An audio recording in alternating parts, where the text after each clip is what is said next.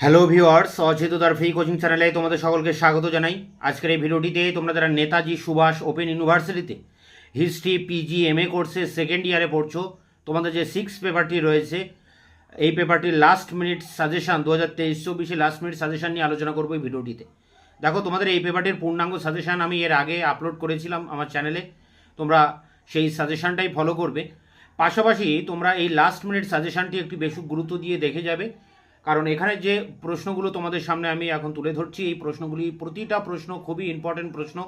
এখানে ইম্পর্টেন্ট প্রশ্নগুলোই এই সাজেশনে রাখা হয়েছে এবং তোমাদের যে 18 নম্বর, 12 নম্বর এবং 7 নম্বরের প্রশ্ন পরীক্ষায় আসবে, আশা করি এর ভিতর থেকে তোমরা কমন পেয়ে যাবে। অর্থাৎ এই লাস্ট মিনিট সাজেশনটা তোমরা একটু বেশি করে গুরুত্ব দিলে এখান থেকে তোমরা সমস্ত প্রশ্ন আশা করি কমন পেয়ে যাবে।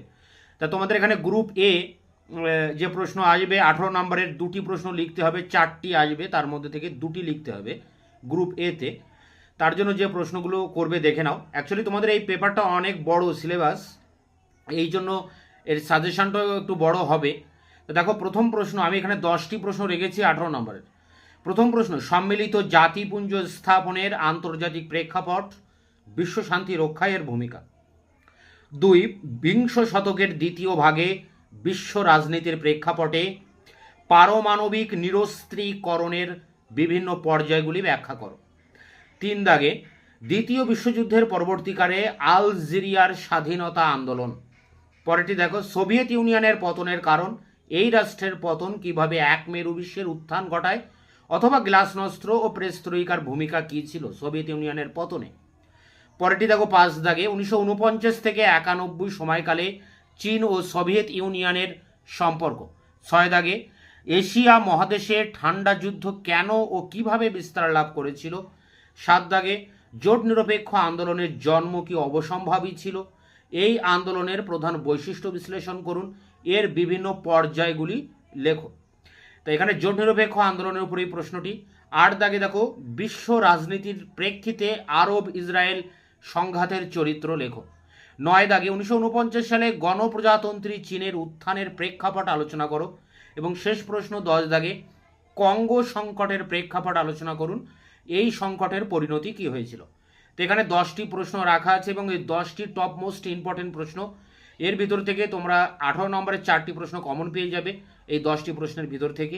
এছাড়াও তোমরা এখান থেকে 12 নম্বরের প্রশ্নও কিন্তু কমন পাবে। গ্রুপ বি মানে বিভাগ খ, 12 নম্বরের প্রশ্ন 3টি লিখতে হবে, 6টি প্রশ্ন আসবে, তার ভিতর থেকে 3টি লিখতে হবে। তার জন্য যে প্রশ্নগুলো করবে দেখো, এখানেও আমি টপ 10 কোশ্চেন রেখেছি, 10টি প্রশ্ন রেখেছি। প্রথম প্রশ্ন, 1959 খ্রিস্টাব্দে কিউবা সংকটের উদ্ভব আলোচনা করুন, এই সংকটের কিভাবে সমাধান হয়েছিল। 2, তৃতীয় বিশ্বের ঔপনিবেশিকতাবাদ বিরোধী আন্দোলনের প্রকৃতি। 3, ভারতের পারমাণবিক নীতি পর্যালোচনা করুন। 4, সালভাদোর এলেন্দের পতনের পর থেকে সমাজতান্ত্রিক রাষ্ট্রপতি হিসেবে চিলিতে রিকার্ডো লাগোস এসকোবারের নির্বাচন পর্যন্ত ইতিহাস বর্ণনা করুন। পরেরটি দেখো 5 দাগে, ঠান্ডা লড়াইয়ের উদ্ভবের আদর্শগত প্রেক্ষাপট আলোচনা করুন। 6 দাগে, বিশ্বায়ন সম্পর্কে আলোচনা করুন। 7 দাগে, কেন ও কীভাবে ভারত পূর্বে তাকাও নীতি গ্রহণ করেছিল। 8 দাগে, দক্ষিণ আফ্রিকায় বর্ণ বৈষম্য অভিজ্ঞতা সম্পর্কে লেখো। 9, কোরিয়া সংকটের উদ্ভব আলোচনা করো। 10, ভিয়েতনাম যুদ্ধ কিভাবে বিশ্ব রাজনীতিতে সংকটের সৃষ্টি করেছিল। এবং শেষ প্রশ্ন, উপনিবেশিকরণের পর্যায়গুলি লেখো।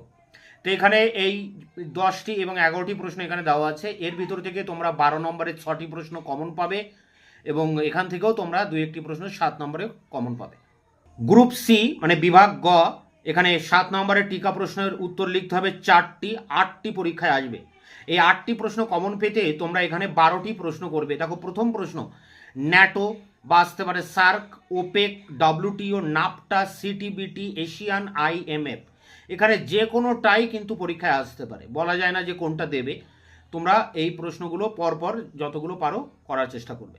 পরেরটি দেখো, মার্কিন রাষ্ট্রপতি কেনেডি পরিকল্পিত অ্যালায়েন্স ফর প্রোগ্রেস, এই তত্ত্বটি আলোচনা করো।